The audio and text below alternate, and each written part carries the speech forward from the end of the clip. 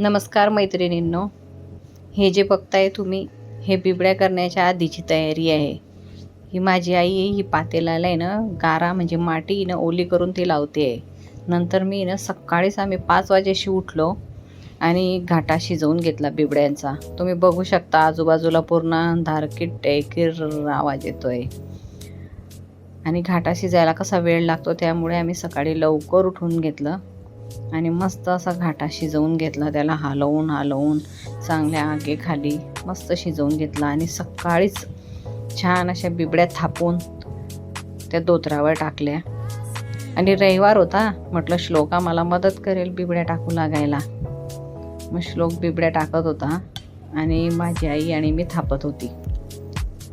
तेवढीच मदत होऊन जाते, 1-2 हात शिवाय असला म्हणजे. नाही तर मग हे करणं एकट्या बाईचं नाही आहे, सोबत असली म्हणजे बरं असतं.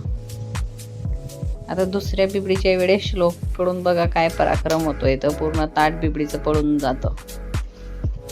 असो, पण बाकीच्या बिबड्या टाकण्याला त्याने खूप मदत केली आम्हाला, त्याच्यामुळे त्याच्या हातून हे पडलं तर त्याचं काही वाटलं नाही मला. त्याच्यामुळे आम्ही ते उचलून घेतलं आणि संध्याकाळी मस्त 5-6 वाजता बिबड्या पूर्ण कोरड्या होऊन गेल्या. ऊन खूप होतं जळगावला. त्याच्यावर उलटे धोत्र केले आणि पाणी शिंपडून छान प्रकारे अशा बिबड्या मस्त काढून घेतल्या.